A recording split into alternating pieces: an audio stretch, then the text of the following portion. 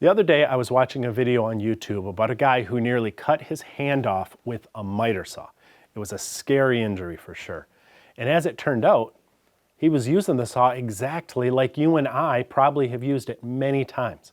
You probably didn't even know how dangerous this is. I'll explain what happened in a minute, but first I really wanted to address something he said after the injury that I just think is bad advice, and you need to know about it. He said that he wished he had a tourniquet and that he'd be getting one in the future. Several people in the video's comments also responded that they were going to get tourniquets because of his injury. Now, I'm not saying that's intentionally bad advice. It does make sense at first.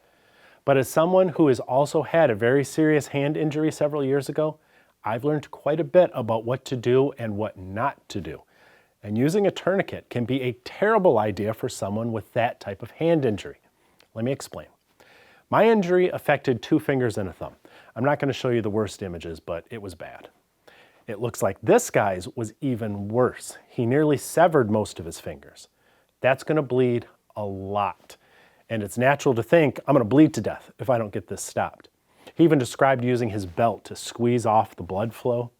Thankfully, that wasn't completely effective, because trauma surgeons will tell you tourniquets are a last resort, because while they can definitely save lives in certain situations, they can also do tremendous damage. Flowing blood looks scary, but the human body can tolerate a lot of blood loss. Some folks routinely donate about 10% of the volume of their blood in a single visit to a blood bank. A pint is a lot of blood. In fact, you can lose as much as 1/3 of your blood, or almost 2 liters, before it becomes seriously life-threatening. Have you ever dumped a 2-liter bottle of soda? That's a lot of liquid. You'd be practically swimming in blood.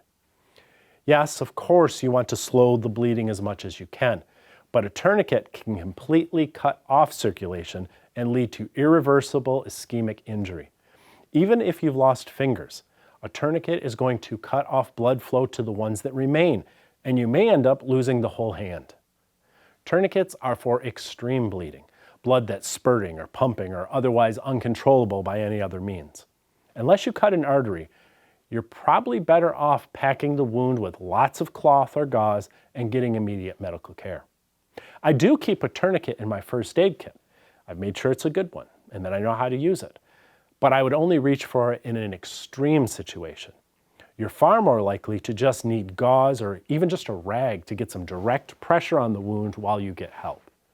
Quick clot bandages can also be great because they contain a mineral called kaolin, which helps activate the body's clotting process. But you have to be clear-headed enough to use them on yourself. You'll be surprised how hard it is to think clearly when you've suffered a severe trauma. Imagine a situation where you've cut off a finger or 2. The average person is going to be freaking out. It's not as easy as you think to compose yourself and think, I need to collect my fingers and get them on ice, much less remember that you don't want to actually put them where they're touching ice. A few years ago, I made a couple of finger bags with unrolled gauze that are in my first aid kit. They're ready to go just in case.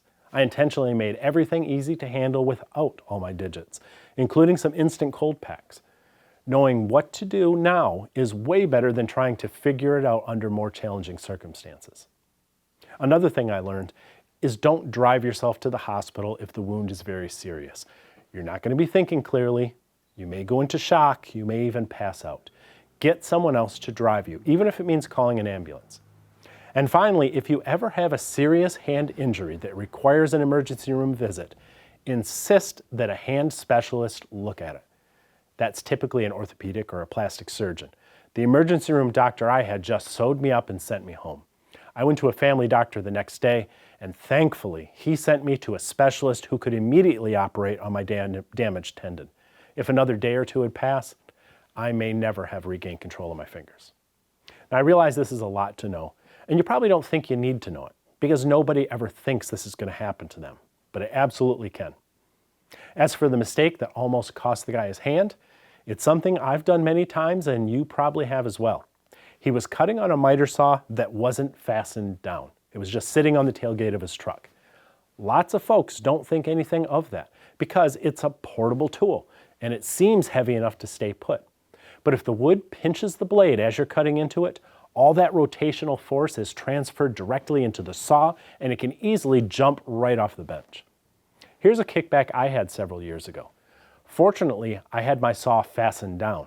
I've also had this happen when the saw was not secured, and it almost went really bad for me. The guy that was injured seemed to be doing everything else right.